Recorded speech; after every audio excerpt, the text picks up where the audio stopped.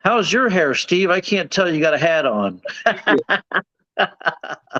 Hey, welcome to the program. It's the Hoff Time Report. I'm Wayne Hoffman, and we've got Steve Bradshaw with us today. Steve is running for governor of the state of Idaho as a Republican, county commissioner from North Idaho.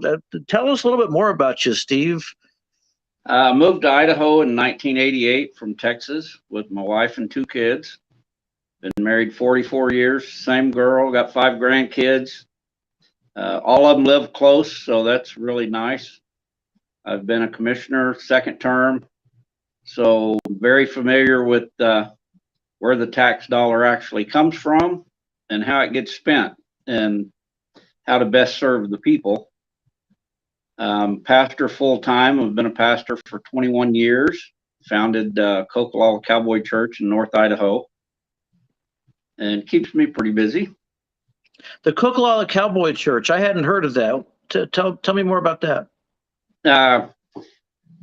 Cowboy churches actually started a couple of guys in the professional rodeo because Saturdays and Sundays are the days that they would typically make their living. And so a couple of them that were Christians began having church service in the arenas early on Sunday mornings. And then at the end of the rodeo season, they kind of went home and started churches, and they called them cowboy churches. Over 400 of them in Texas. Not sure how many there is nationwide, but me and another pastor started this one a couple of years before Cowboy Church, and he's got one over towards Spokane. I've got one close to Sandpoint, and it's grown to about 250 to 300 people, so pretty good for one that's out in the in-between towns. So you said that you've been in Idaho for quite a number of years, 4 decades, and we know Janice McGeehan was on the program the other day, Lieutenant Governor, who's also running for governor, Republican ticket. We know why she's running for governor. Why are you running for governor? What made you want to throw your hat in the ring, as it were? Well, it wasn't something that was on my bucket list. It wasn't something that I wanted to do. It had not occurred to me to do that. I ended up in the ER about 2.5 years ago, and from there went to ICU. And it's always encouraging when 8 doctors come in after a CAT scan and want to talk to you. And eight, you said 8 doctors. Yeah, that's never a good thing. And, no, they're not coming in there to tell you what a wonderful job your health is doing. Right. Didn't have no party favors, cake, or anything like that. So I knew it wasn't a reunion. And give me less than 5% chance of leaving the hospital. And I told them, I know I'm leaving. I just don't know if I'm using the front door or the refrigerated section. And that night, which would have been late Saturday night, wee hours Sunday morning, I'm laying there and started talking to God and said, if this is how I'm going, I'm good with that. I've had a heck of a good ride. But if you've got something else for me to do, here am I. And as a pastor, I know the risk of saying that and putting that out there, because if you make yourself available to him, he will open the door and boot you through it. And so about a year went by, and then it became obvious when the COVID thing started that the people were not getting represented the way they should be. And he made it very plain to me that that's what he wanted me to do. He never told me I was going to win. He never told me I was going to lose. He just said, go and do it. And so I'm doing it strictly out of obedience to him, because there's a job that needs to be done. I'm willing to do that job. I'm not afraid of the federal pushback or any backlash that may come with it. And I'm willing to fight for the people with every ounce of my being. And they need a shepherd now. They don't need somebody that's looking out for big government. They need somebody that is looking out for them. And so I'm sorry. I thought you had stopped, and I don't mean to interrupt you. You continue if you'd like. Well, I think that I'm the guy that will do that. I'm the only one of the candidates running that has experience in local government. And as a commissioner, it's a little different than mayor or city council or lieutenant governor or governor, because you actually operate in all three phases of government: legislature, executive, and judicial. Which is to say that you have to balance a budget. You have issues come before you where the commissioner takes on a quasi judicial role. You pass policy, which is the legislative part. And I want to get to all of that, but I kind of wanted to ask. So there are other people who are running in the race, particularly notably the lieutenant governor. Is your candidacy a commentary on Brad Little's governorship, Lieutenant Governor McGeehan's tenure, or both? It's strictly because we need somebody that's strong enough to protect Idaho from federal overreach, and we have nothing even remotely close to that from Governor Little. He has totally sold out the state of Idaho to the big federal bucks and the lobby groups. Janice McGeechan I consider her a friend. She's a super nice lady. I won't say anything bad about her, but I believe that we need somebody stronger. So in that strength, what would you have done differently than, say, Governor Little and by extension, Lieutenant Governor McGeehan? Over the last couple of years. Well, when the pandemic started, which was not a pandemic by any stretch of the imagination, but at first, given everybody the benefit of a doubt, we did not know what was going to happen. It had all the earmarks of something that could be catastrophic. But shortly into it, if you followed good science, you figured out pretty fast that, you know what, there's something wrong here. And he has kept the state in emergency for almost 800 days. By state statute, he can declare an emergency for 30 days. After that, he can revisit it, extend it 30 days. But after that, state statute is very clear that that has to be approved by legislature to go past that. The AG's opinion is that, well, he can declare it 30 days over and over and over and over again in perpetuity. But the statute's pretty clear on that. So had you been governor, I mean, it's hard to kind of make policy in the rearview mirror, but would you have shut down the economy, do the stay-home order like the governor for 30 days, or would you have not done that at all? I would have watched it first to see exactly what is going on. And then if it needed, we would have declared an emergency, watched it, followed good sound science. And pretty much after 60 days, it was evident that this is not what they were portraying it to be. And as the lieutenant governor, having two golden opportunities when he left the state, I would have ended the emergency twice. That would have done two things. One, it would have stopped all the federal money flowing in, the CARES Act money and the ARPA money. It would have shut it off on day one. That would have been much harder for him to clear up. Had he taken us back into emergency twice after that, he would have a hard time getting elected as a school crossing guard. For those of you joining us a little late, because I guess we did start a little bit early, we're interviewing Steve Bradshaw tonight, who's running for governor as a Republican, and Steve is a county commissioner in Bonner County. Steve, there were a couple of folks, there were incidents that kind of went along with the governor's stay-home order, which resulted in people being arrested for holding a worship service in the parking lot of a church in Meridian. There were folks up in Rathdrum who were cited for holding a yard sale. There were business owners who were told to shut down their salons and their bars as a result of having state licenses issued to them. What would you have done in that situation?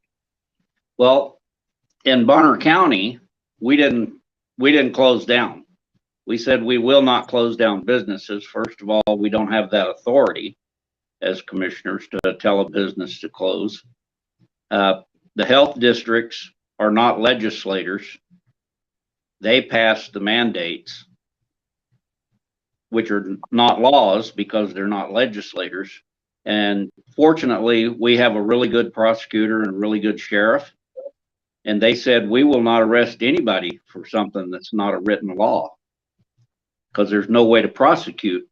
And so if you follow most of those people that were arrested and detained, it never went anywhere because it's not a law.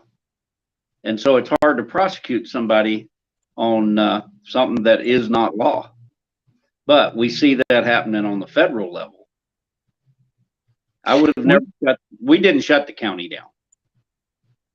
Prior to 2020 and the COVID, I know that there are things that separated Bonner County in its view of, say, property rights and how to manage the county budget. Tell the viewers a little bit about that, because it's a really fascinating story that you guys were kind of trendsetters in a way with regard to reimagining the role, if you will, back to the proper role of government. Right. A commissioner can't really do a whole lot of things. It takes at least two. Fortunately, I work with two guys that are fully on board for when it comes to property rights, serving the people, following the rule of law. So we never shut down, but 3 years running, we kept the taxes flat in Idaho when all other counties took an increase. We did that by balancing the budget, getting away of getting rid of some of the things that were just foolish spending. There was no centralized purchasing for the county. Every department, if they needed a ream of paper, they'd go to Staples and get it and pay staple prices. And so we had a gal working here at the county that we put over purchasing and facilities, and she took to it like a duck to water, and she was able to find the best price on printing paper by the pallet. Instead of everybody driving a county car to Staples and paying full price, then we got wholesale price, and you just call her and she brings it up to you. So she started doing the purchasing and locating and getting rid of old equipment, things that needed to be sold. Managed to get a commercial auction site that will sell county property on an open auction and at no charge to us, just strictly a buyer's fee, no seller's fee. And that has proved to have been very essential. We did away with, well, we've always done it that way mentality, which if you do it right, that works. But if you're not doing it right and efficient, then you need to fix it. And there's always ways to do things a little better, a little more efficient, especially with technology, what it is now. So I've been fortunate enough to work with two guys that do their part. We all do our part, and we have managed to get the county back on track. We've got the employees' wages up to market where we're not losing people like we used to. We're suffering the same thing everybody else is right now, trying to recruit somebody with the housing prices like they are. But we've been able to treat all our employees where they don't want to leave. They want to stay because they're getting good paid. They're working for people that look out for them. And as commissioner, you manage all the county's business. That's a challenging thing because as you talk about that, and I was just discussing this with another county commissioner a couple of weeks ago, you have this balancing act where you've got employees who work for you, but as you are retaining those employees, you're competing against the marketplace. How have you dealt with that issue? You have employees who are struggling just as you are to find and retain good employees, and you're their competition. Well, if you work for the government, then your retirement is Percy, and it's probably one of the best retirements out there for the working people like us. And so the states, counties, and cities do have that. So the benefits are really good. Got a good insurance policy. You got dental, vision, all that's available to you. The county pays the bulk of it. And it's expensive to keep good health. But if you've got good health, they pay for themselves and what they produce. And so if they're producing at 90%, then that's above average for the rest of the marketplace. Do you have 110 would be good, but you get what you do.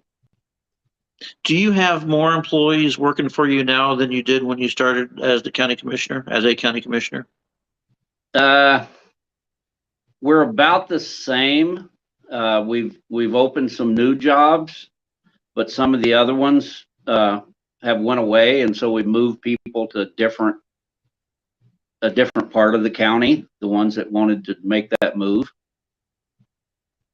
Back in 2020, when we were doing the whole COVID shindig, pretending that there's a pandemic underway and so forth, the governor, well, a lot of the states received a bunch of COVID money. The governor decided to take some of the COVID money and give it back to, it's not really back, but hand it out to local government, cities and counties for property tax relief. Bonner County was one of the counties that not only rejected that proposal, but I think you guys sued over it too. Is that correct? If I remember correctly. Correct. Why is that? When it came to the state, all federal money comes with its own rules and mandates, for whatever it is, a bridge grant, you can spend it for this, this, and this on the bridge, that's it. So it's always got strings attached. The CARES Act money came with the instructions to be used for COVID related expenses. 1.4 billion came to the state, then some change, with the instructions to divide it amongst the 44 counties according to populace. 289 million was divided amongst the 44 counties according to populace, and was handed out with the instructions to use it for a rebate on your property tax from the previous year and broadband expansion. I thought that there was something wrong with that. The county is not to be in the telecommunications business. Infrastructure is part of it, but we're not to be in the communications business. That's not what counties do. And so I took it to our civil attorney and I said, why does this stink? This smells terrible. And he looked at it and he said, because it's illegal. And I went, well, that's a problem then. And so he called the prosecutor and the deputy prosecutor and himself, the treasurer, the 3 commissioners, and then a law firm that we use for all federal things that we get their opinion on, and they draft up the resolutions and whatever's with it. And so they're the experts in FEMA, CARES Act, ARPA, all federal grants, FAA. That's all they do is federal stuff. And so our county treasurer brought forth 4 state statutes that block any avenue for you to get a rebate on the property that you owned last year, unless something was wrong with the way it was assessed and you were billed. But if everything is correct, there is no avenue to give you any of that money back. You owned it that year. That was the tax rate that year. If we give you some back, we got to give it to everybody. And the state, there's 4 state laws that block that from happening. And so that was a major problem. And then the the attorney on the federal stuff started going through the rules of the CARES Act and the different federal laws that we would be violating. And there was a dozen plus. And at the end, he said, gentlemen, you three commissioners have the authority to follow the governor's instructions or not follow the governor's instructions. It's strictly your call. He said, but I'm telling you, as your attorney, if you do follow his instructions, you three gentlemen will spend a lengthy term in a federal penitentiary. And so for me, that was a problem. And our prosecutor sent an email to all 43 other prosecutors in Idaho. And by noon the next day, they had all confirmed that we were 100% spot on. We'd all been in trouble had we followed those directions. And so we had him draft and file a lawsuit against Brad Little in his person, as in his capacity as governor. That way the taxpayers did not have to pay his defense. He would have to pay for his own attorney instead of state tax dollars paying for it. And the AG stepped down and defended him pro bono and found out real quick that this is not defendable. We have, in fact, asked these guys to violate federal law. And so the lawyers worked it out. Brad Little footed the bill, and all is well and good. And so life went on. We still went through the COVID nonsense. About a month prior to that, he had tried to roll us back to stage 2. And so Bonner County for us is like, you know what? At that time, it was pretty plain. This is a farce. The virus is real. It is by no means pandemic. And do your due diligence. But I wrote him a letter with a little American history in it. And so he may or may not have been offended by that, but sometimes the truth is offensive. But I'm pretty sure he was offended by the lawsuit. What was so? There are other cities and counties that did take that CARES Act money. To my knowledge, none of those city council members, mayors, or county commissioners are in any kind of a penitentiary situation. Are you saying there's still possibility that they may end up in a legal problem if they for having taken the money and not returning it?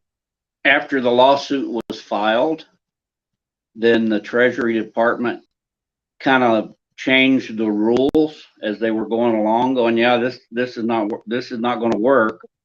And so they changed some of the rules. Had the rules been what they ended up being, it would have never been an issue. But there's still no avenue to get a refund on your property tax. Which is to say, Brad Little.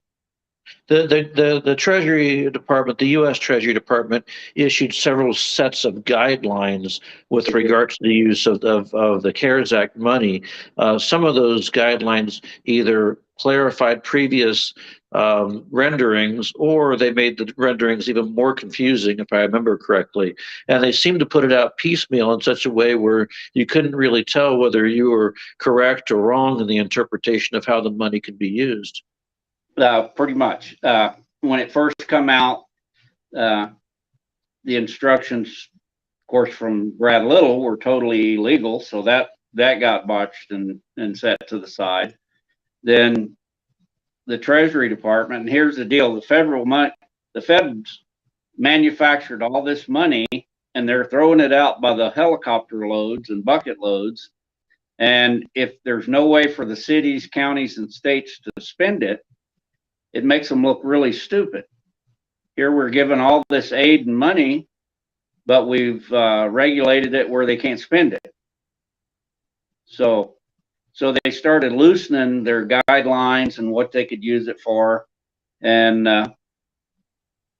for the most part, all we could use was what we spent for cleaning, sanitizers, whatever extra expense it was for people working from home, laptop, internet service, things like that. And but we never closed down. I never closed the church down. Bonner County stayed open for business. When we talk about federal money, I mean, to my knowledge, every county in the state, even every city, I suppose maybe there's one or two out there that aren't, but they're all taking federal money. You're taking federal money, aren't you, Bonner County?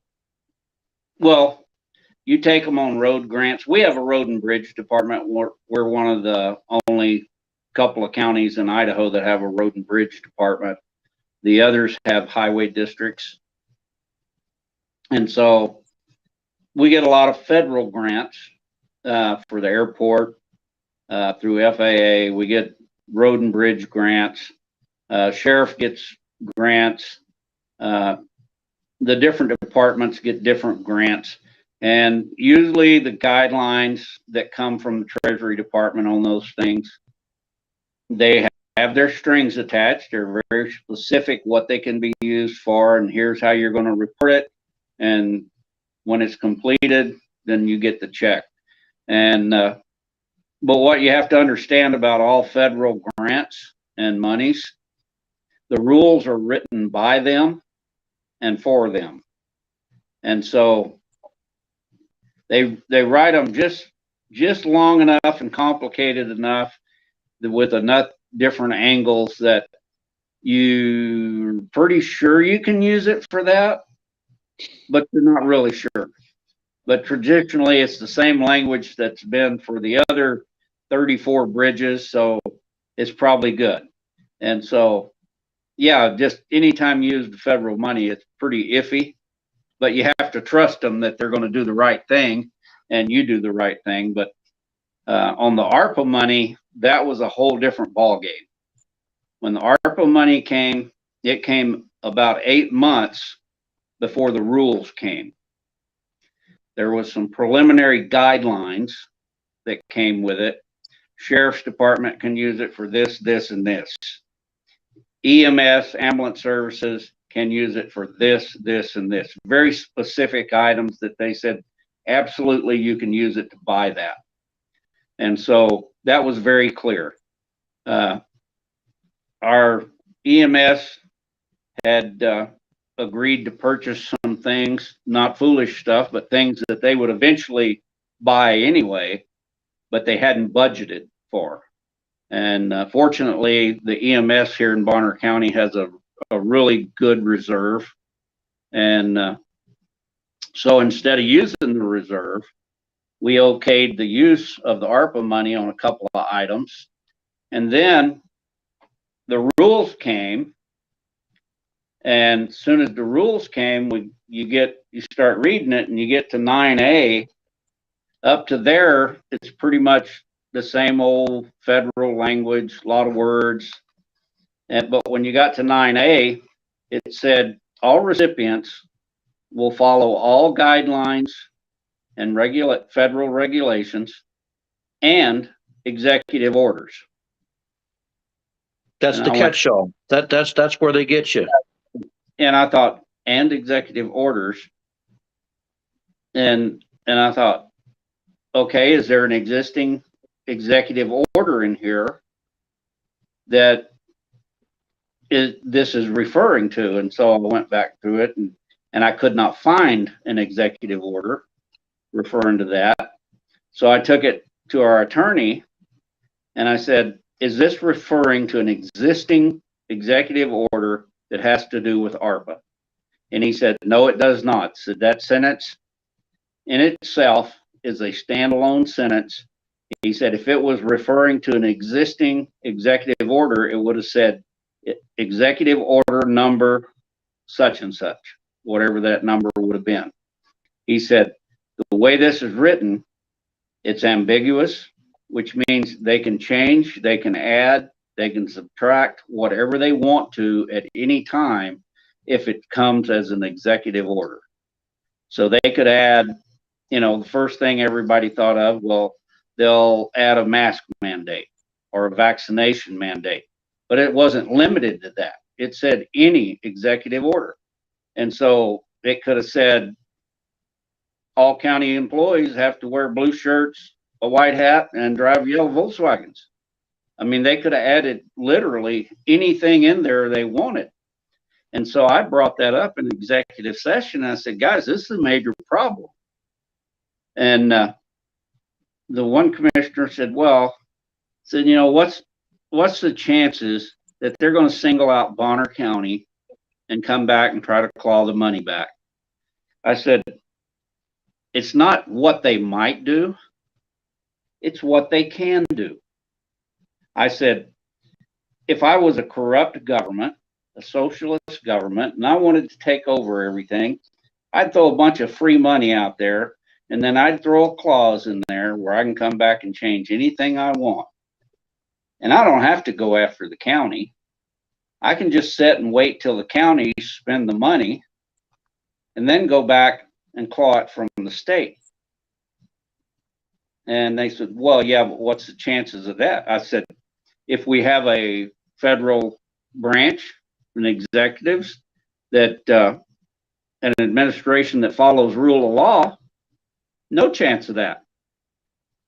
But is that what we have this day? Do we have an executive branch on the federal level that is trustworthy, that follows rule of law? No, we do not. And so our prosecutor and deputy prosecutor look at it, and they're all in agreement. Yeah, this is a problem. This clause is definitely a problem. And if you went on to section 14, it said, if we determine, we being the Treasury Department, if we determine that you have misused or not followed proper procedures, this will immediately become a federal debt, payable immediately at a time to be determined by the Treasury Department. So it could have been 5 o'clock today, or at the end of the work week on Friday at 5 o'clock. You got to pay back all this money. All right. The problem with that is Bonner County was sent $8.8 million. That's just about double what the county is allowed to have in reserve. So had we spent that money and then they decide that this is Arizona, because a week later after we had that discussion, the Fed showed up at the state of Arizona and started clawing the ARPA money back. And so the general consensus was, well, yeah, but you just sue them. I said, okay, the county sues the federal government. And that's going to cost how much to sue the federal government on the county level? If you sue them, you're going to spend that 8.8 just getting to court suing the federal government. So you're not going to win even if you win. And they said, well, yeah, but that'll never happen. And the day after we had the conversation, Arizona got hit by the feds and tried to claw the money back. But in that case, the state sued them. So the state has a little bigger pocketbook, but they should have never took the money under those conditions. They should have sent it right back and go, you know what? You fix these rules. You get so that rule out there and you fix it. Did you send the money back? We have it in a trust fund. We the 3 or 4 items that EMS had bought, we went ahead and used their reserve money to make that account whole again. And I think we've got like till the end of April or the middle of April to decide whether to spend it or send it back. I'm 100% for sending it back. For me, and this is just me, because it's money, it's not taxpayer dollars coming back to the taxpayer. This is money that's been printed and manufactured that is debt that your grandchildren are going to have to pay. If it was money we had sent in and it was coming back as a road grant, things like that, that's your tax dollars coming back. The feds are supposed to support those things. Highway grants, all that, that's your tax dollars coming back to the state. ARPA and CARES Act money was not. That's debt. That's money they did not have. They printed it and dished it out by the bucket loads. So for me, if a city, county, or state takes that money, they've already sold out. They've sold out the country. They've sold out their kids. They've sold out their grandkids. All they've did is bankrupt the country. There's an argument that to be made that that even the highway grants fall in that category as well. There's nothing in the U.S. Constitution with regard to taking care of local bridges and highways. Correct? Right. How do you view that differently then? Because the federal government has outgrown way past what they were designed to do originally. Yeah, no, I get that. I guess what I'm saying is, since there's no constitutional authority for the highway and bridge grants, you still take those, and that's arguably printed with money that off the printer in Washington D.C. as well. Yeah, but that's your tax dollars coming back. ARPA and CARES Act, this is money they just decided to start printing and sending out. They're already they're required to support a certain amount of infrastructure, highways, all that. That's required by federal law that they do that. It should have never been them to do it, but that's where we're at. They have acted way out beyond their bounds, and if we don't get a governor that pushes back, we're going to lose the state of Idaho. He's already sold it out to Facebook and a couple other places. Those are problems that's fixing to pop up. Yeah, I want to talk about that because I really want to get into your perspective as to what you would do if you were governor. And let's just stick on that federal funding issue for just a minute, if we could, Steve, because it is interesting. Right now, we were looking at the data a couple of days ago, and now close to 50% of the state budget is federal money. When we were looking at it about 10 years ago, it was about a third of the state budget was from the federal government. What do you think the ideal number is, and how would you get us there? The ideal number would be much smaller. About 60% of the state of Idaho is public lands that's managed by the feds, which they cannot manage to do anything except not manage. They've pretty much regulated themselves to stand still, and I'm not sure who can make that decision. Let me ask Bob or let me ask Bill. And Bill says, well, I don't know. That's not my department. That's somebody else's department. So yeah, they can't wipe their own butt without permission. They don't know where to get that. But Idaho has the ability to be one of the richest states in the United States. We've got the resources. We've got the minerals. We've got the farmland. But the feds, all they want to do is mismanage the federal land, which, by the way, is not federal. It is within the state of Idaho, and as such should be managed by the state of Idaho. And on all the federally managed lands in Idaho last year, they produced less than $1 per acre. Now, a 100-acre farmer, if that's all he could produce, he can't pay the taxes on his property, much less eat. They don't know how to manage. They will not manage. They create enough regulations and rules that they can't do anything. IDL, on the other hand, they have shown way far and above that they're capable of managing lands. They've got You're referring to the Idaho Department of Lands, for those of you who didn't recognize the acronym there. Right. Idaho Department of Lands. They know how to manage lands. They know how to fight fires. You call IDL and tell them there's smoke coming up on their land, they'll have a crew on it as soon as possible. They won't go through a bunch of, well, let me check with this department and let me check with that department. They'll put that thing out as soon as it starts. Fire started 3 years ago up in Bonner's Ferry was spotted by a couple of state employees, but it was on federal lands, and they're not allowed to fight a fire on federal lands without federal permission. I'm sorry, that's just plain stupid. That's like telling a fireman that's in a fire station on the edge of the city limits, but the house across the street is not in the city and it's ablaze, so you can't go fight that fire. Yeah, it's stupid. That doesn't border stupid. That is stupid. And actually, it's borders criminal, I would say too. It's a dereliction of duty. But what do you do about that? You're governor. What would you do? You take control of the land back. You would just go and you would go in and say, look, there's no. I mean, don't want to overreach what you're saying. The federal government shouldn't be in the public land business.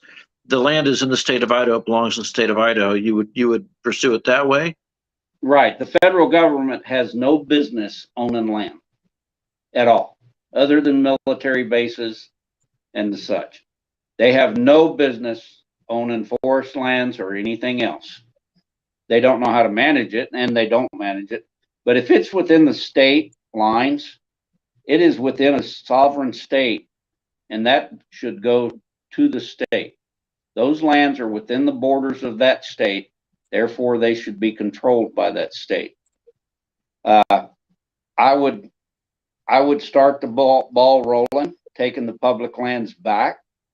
There is an avenue to do that. It's been done in 32 states historically in this country, and actually the law firm that was going to do that for the state of Idaho had already done the language, had it all wrote up and ready for the governor to sign, and Brad Little 3 years ago wouldn't sign it.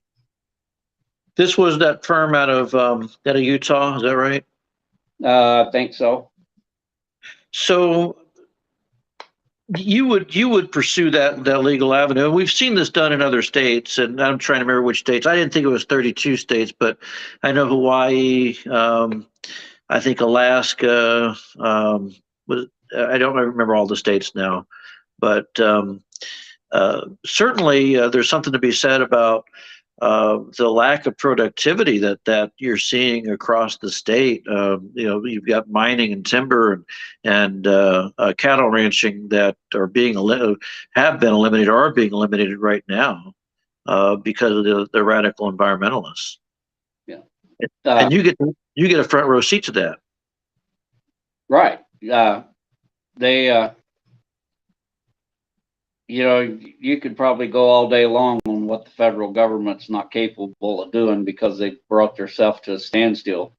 But the fire in Bonner's Ferry burnt for almost 4 weeks before they decided it was an actual fire. And that was in the peak burn season where it was dry. When those two guys spotted it, they could have put it out with a couple of shovels. And it burned into the thousands of acres because. So how come? Why didn't you just send your own fire crews and your own county employees up in there to go deal with it? They won't allow that. They'll fine them. But they won't allow you to take the lands back either. I mean, you're kind of in a catch-22. They won't have any say. The state has the ability to do that, but you need a governor that will do it. That is the deciding factor right there. A governor that's got the guts to do it, and then put a team together that will manage the resources that exist and will replace that federal money with state money. You'll end up with better managed forest. You'll get the resources instead of locking things down. And I'll protect the hunting areas. I'll protect the fishing areas, but you can manage forest. IDL has proven you can manage forest and still have all those things. You look at Sweden. Sweden's forest management is decades ahead of us. I mean, decades ahead of us with what they produce per acre. They make the United States look like Neanderthals when it comes to the timber business. This federal control also extends into health care. The state now, the biggest program in all the state government is Medicaid, more than $4 billion, having doubled in just the last 7 years. If you were governor, what would you do about that? We'd revisit that. And I understand not everybody has a job that provides insurance. And, you'll always have those that struggle. And so you have a responsibility to help your neighbor and to do what you're supposed to, but you'd have to revisit that because a lot of that is foolishness. And a lot of it is a market that has run amok, uncontrolled, and nobody has done anything about it. And that's the medical field. And the reason that nobody has done anything about it, if you look at the medical field, it's over 1/4 of the country's gross annual market. 1/4. That's why nobody will touch it, because there's too much in it. And most of the money comes from the federal government or a third party payer, so no one wants to talk about it because it doesn't directly impact them, or at least it appears to, or it comes right out of your check, and you don't even know how much money you spend on insurance every month. But should the state? I'm getting philosophical a little bit with you now. Should the state be in the Medicaid business? We don't have to participate in Medicaid, should we? We don't have to, no. Should we? That's just something I'd have to really look at. We've got the indigent services, and now that's going away. The Medicaid, or the state Medicare, Medicaid, is going to cover that and takes a little bit of the burden off the county, but it's still taxpayer dollars. At the end of the day, it's on your taxes. I'm just wondering from a philosophical standpoint, because there's an argument to be made that the government essentially is in the charity business and it's supplanting churches, charities, families, community organizations, nonprofits. But you're, I don't want to say hesitating, but you're not saying no, get us out of this Medicaid business and get back to private charities and churches helping people. Right. If you go back to biblical principles, senior care,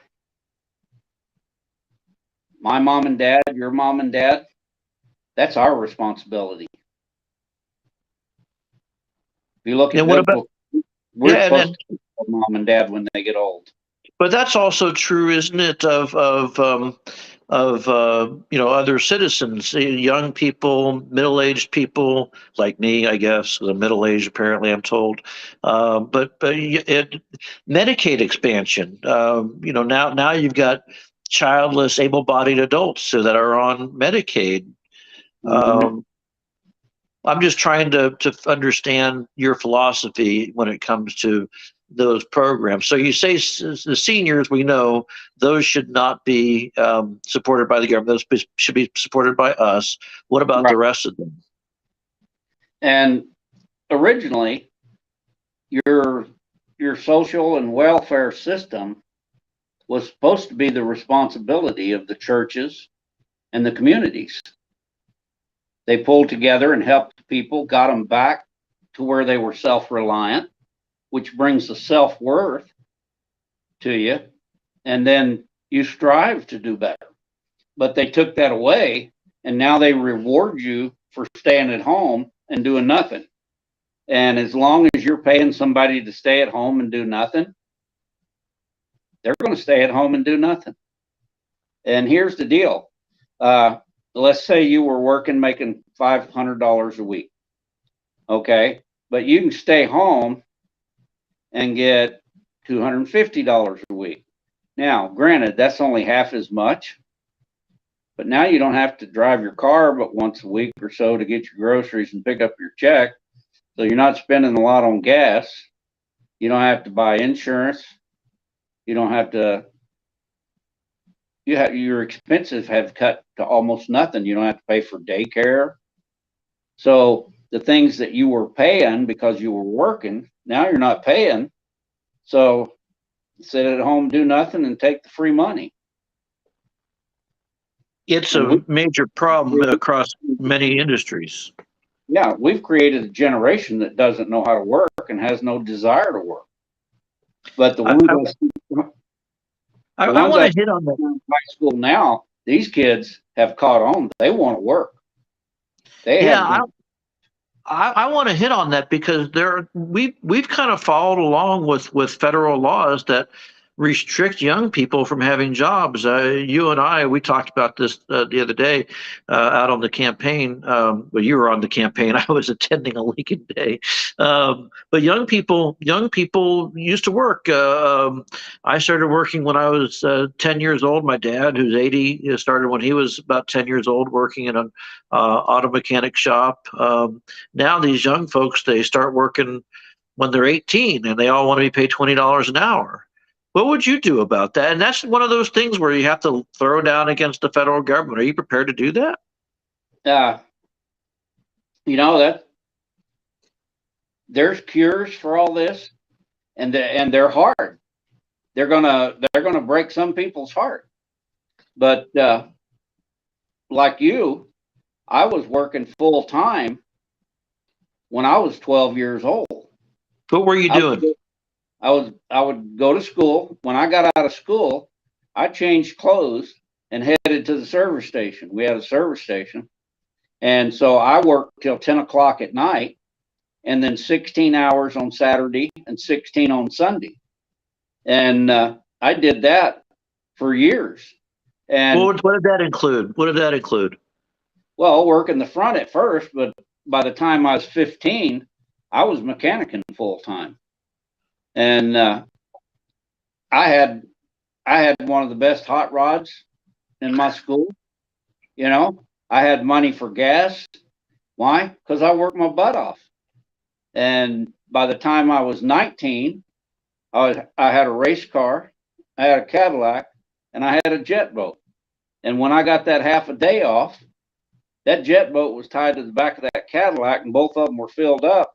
And then we skied till dark on Sunday evening and came home. And we had fun. And we enjoyed working. I mean, it's just something you did. You were able to buy what you needed.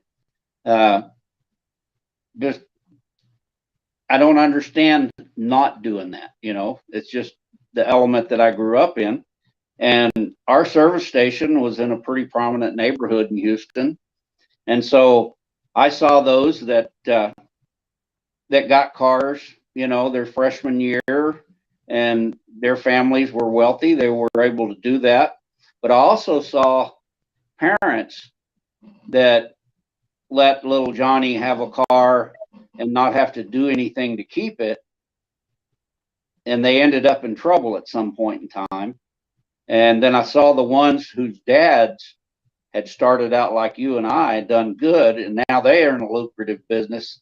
They can buy those things for their kids, but it came with some restrictions and some duties they had to fulfill.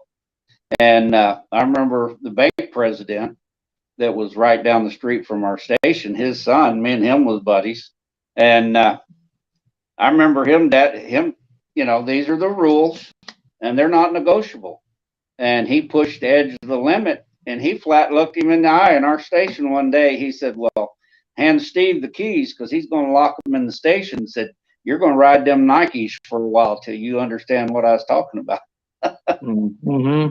And he put him a Those lessons translate into government because you have a lot of people who just they hand them a check and they get used to it and they just can't fend for themselves. And you kind of see that, everywhere that people are dependent on government handouts. I want to kind of before we get away from the time or the time gets away from us. I want to make sure we talk about two things: education and tax policy. Tax policy I want to address first because this year the legislature found itself coming to town with a $1.9 billion surplus.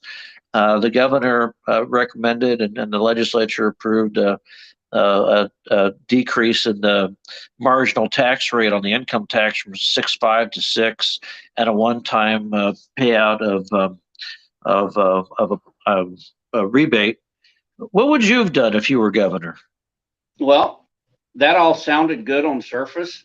And I was there at Jim County at that Lincoln Day event when Brad Little presented that and said, I've just finished the greatest tax break in the history of Idaho.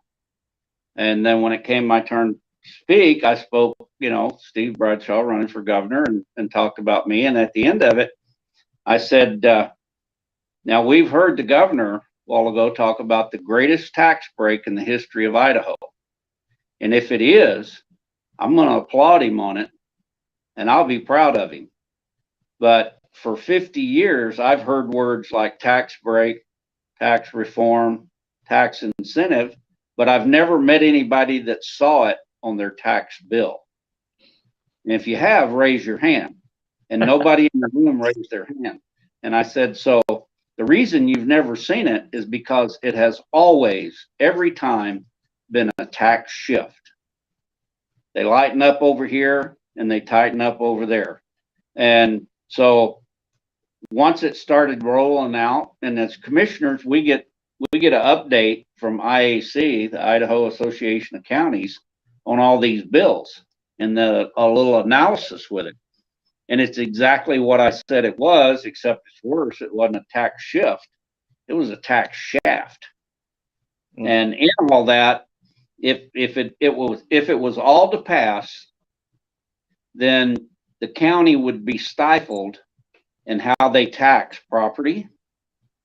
They would only be able to tax about a little better than half of what their budget is, which creates a big problem. But in the tax bill, it says that the state will make the county's budget whole as it is this year, plus 3% every year. So now, when you got 3 commissioners that were able to balance a budget and keep it flat for 3 years, now you're going to see a 3% increase every year, no matter what, because the state's in control of it. So what would your tax policy look like? You're governor, it's January 2023, and you're standing before the legislature, and you're going to unveil your big vision for what the state tax policy should look like. What is it? What would you do? Well, it wouldn't include a grocery tax. That will end on day one. When I win, I will day one, I will end the grocery tax. It's deplorable and repulsive that one of the 3 things that have to do with the existence of life, food, water, and air, that the government decided to tax one of them. And now they're trying to take water rights away. What's the cost on a breath of air going to be when they're done? Because that's the only direction left for them to go. As governor, I would start looking at every tax law that we have and every tax that we place on things and start evaluating, how is this serving the people?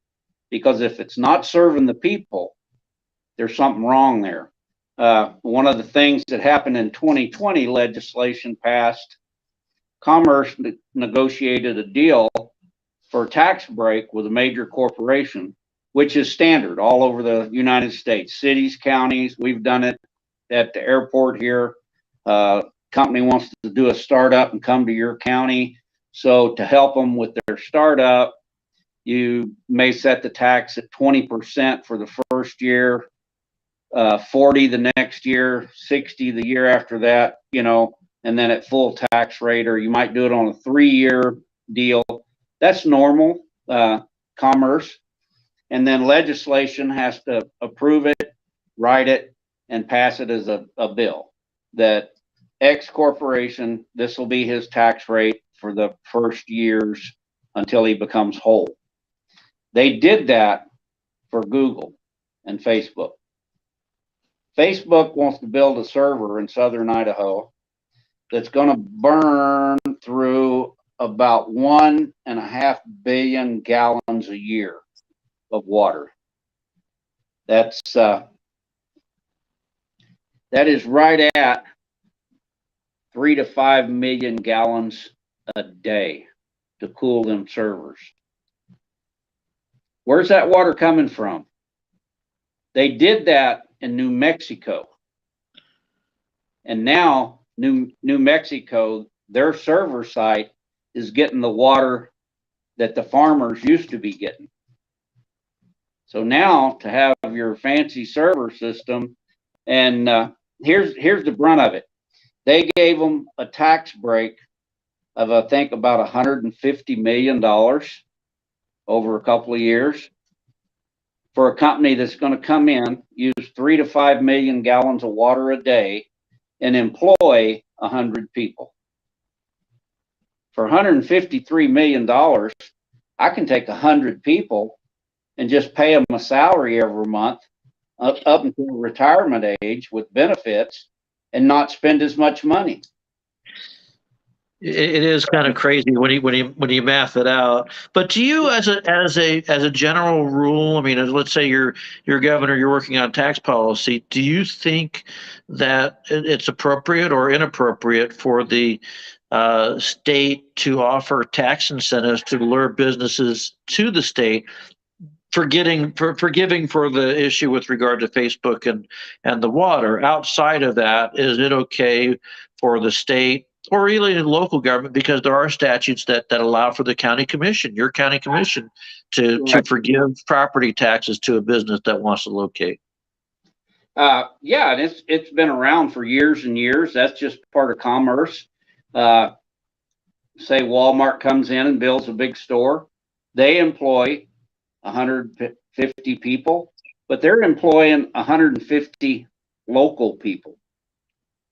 They may bring their own manager from another store that's been trained up, and maybe an IT guy that they already have that's trained up. But the rest of the workforce will be employed from the people that are existing there. That's not the case with high tech. You got a 1 million square foot facility that's going to employ 100 people, but those 100 people are tech people. They're bringing them with them. So they're not employing any Idahoans, maybe 10 for facilities, ground maintenance, things like that. So yeah, they're not benefiting Idahoans. And the downside is Facebook and Google are going to bring hundreds of millions of lobby dollars into Idaho. Now, I'm sure there's no correlation with our governor on that. That's just coincidental. But is there another company anywhere on the face of planet Earth that is more anti-American, anti-Republican, anti-patriot, anti-Christian, anti-Mormon, anti-Constitution, and anti-Idaho than that one? Well, I don't know. I mean, they're certainly high on the list, but I'd say Nike is in there, probably Delta Airlines, Disney. It's a competition. Somebody in, or a corporation in, that likes Idaho. Wants to come in, drain the resources, buy the government, and ruin it. Because that's exactly what's going to happen. I'm trying to just nail down your tax philosophy, though. That I get that you have some objection to certain companies that are, let's say, bordering on communist, maybe already communist. But the tax incentive was set for companies that are starting up that need help. You're okay with that? $100 billion company, you don't need a tax break. Yeah, you would be okay with a tax incentive that's for startups, even though it might compete with existing companies in Idaho. Right, and companies that are going to employ Idahoans. What is the benefit of your company when it comes to Idaho?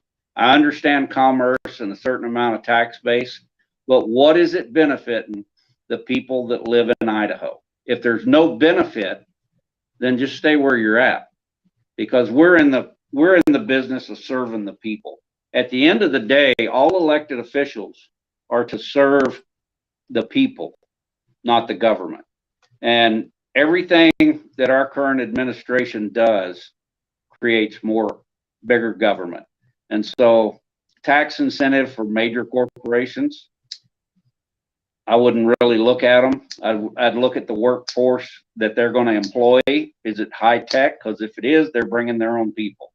If it's actually manufacturing things, you bet they'll employ local people. They'll pay taxes. They'll have people making salaries, feeding families. So, I mean, there's bigger dynamics to all of it. There's never going to be a one size fits all. So it has to be looked at on an individual basis for that. I'm like every Idahoan. I don't really like paying taxes, but I don't want to drive on a mud road 13 miles to town either. No, but you also could argue that when you give a tax incentive to certain businesses, it disadvantages other businesses that don't qualify. And should the government be in the business of picking winners and losers? No, absolutely not. I want to get on education because we're going to run out of time, and I know you got a busy schedule too. But what's that? Money follows the kid. Well, that's simple enough. But would you be supporting an education savings account, tuition tax credits, defunding? What is your ideal proposal for the education system? Fortunately, I grew up in a school district that was rated one of the top in the nation, and and in a different time too. But education, it seems like, especially on the college level, has become an indoctrination, and they're starting it in the little kids. I think Idaho is not as far gone as a lot of people make it out to be, but there's some things that definitely need to be addressed in our education system. When your kids are falling behind the Japanese, the Chinese,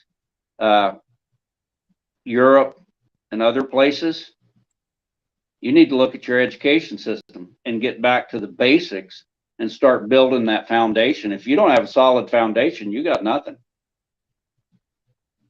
What would you do then? And I want to clarify. You said that we're not as far gone as the other states, but how much CRT and social justice do you see in the existing K through 12 education system and higher education system in Idaho? It's here. How bad? It is here. While do you see it in Bonner County? Yes. Absolutely. What have you seen? My daughter-in-law is an algebra teacher at the local high school. I get firsthand information. You've got good teachers that do a good job, and you've got those with the liberal mindset that somebody is owed something because they're white or they're green or they're blue or they're yellow or red or black or white. And all CRT does, if I wanted to start an all-out racial war, I would employ CRT. That is the perfect divisive, make one hate the other device. It's pure Marxism. There's the word right there. That's it. So what would you do? So you're governor of the state.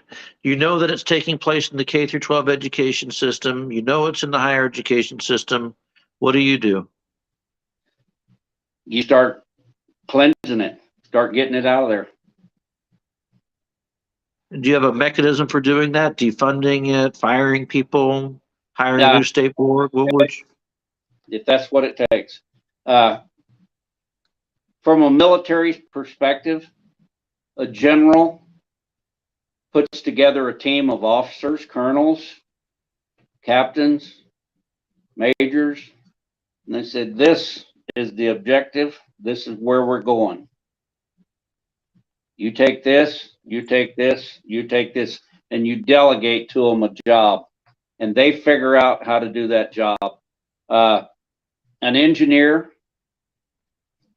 an inventor comes up with an ideal, and then he goes to an engineer, and an engineer draws the plan and makes it work on paper.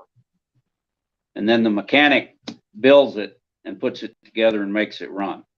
So it's not a one guy do all, but it's a one guy that puts a team together that can get these jobs done. And that's the key to a good governor, is having a good team working with him. And that's what you're saying that you would do, is you'd have the team that goes and works on these different issues you're the general, I guess. Yeah. You're the general in this metaphor. Okay. Anything else? We've covered a lot of stuff over the course of an hour. Anything else you want to add to the discussion that we haven't touched on? Well, we've got a lot of people in the race. I'm sure none of them are criminals. I don't see any of them with the tenacity and the courage to take on this battle and the experience to get it done. I don't see it out there. So that's why you're in. That's why I'm in. Okay. If somebody else would have stepped up to do it, that I thought would do it, I'd go fishing. This is not a job I asked for. This is a job I was told to do, and I will do it until my last breath is breathed. I'm not in it for a career. Full-time pastor, I had 50 years in construction. The last thing I need is a career. We need somebody in office that is not going there for a career, somebody that's going there to get a job done, serve the people, and do what's right because it's the right thing to do. And doing what's right has nothing to do with color, age, race, creed, or anything else. Doing what's right just has to do with doing what's right. Well, Steve, I sure appreciate you taking time to join us tonight, and I've enjoyed getting to visit with you a little bit at some of these Lincoln Day events, and I will probably see each other again. I think was it Friday? Is that Shoshone County? Is Friday? On Thursday is Bonners Ferry. Oh, and then well, let's see. Yeah, Shoshone County in Kellogg there is Friday. Okay. Maybe I'll. Saturday is somewhere south. I got it on the schedule, but maybe if I have time, I'll make it up to then. We'll see you over at Bonners Ferry too.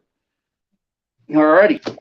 Well, thank you for joining us, and we'll be having more discussions with candidates. I know we're working on getting the other candidates for governor on the Republican in the Republican primary, because that's the focus right now is Republican primary. So Steve's been on, Janice was on a few days ago.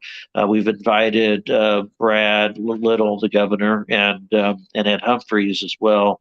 And we'll see if they make it. And of course, there are candidates for lieutenant governor that we want to talk to as well. Secretary of State, Attorney General, and so on. It's going to be a busy couple months, but that's why we do this work, right? Yeah. Thanks for having me on, and thanks for doing what you do. Oh, well, thank you, sir. It's a pleasure getting to know you, and we'll talk to you again real soon. And guys, don't forget, Thursday we're back on same time, and we have the Freedom Index reveal, where we break down the scores from the Freedom Index, the Budget Spending Index, and the Education Index from the last legislative session. Hint, it's pretty terrible because we have a legislature that is hell-bent on growing government. Stay tuned. You're going to learn a lot, and you're going to understand a lot about the intricacies of how the votes are taking place in the state capitol. So thanks again, everybody, for tuning in. We'll talk to you again next time. Thanks.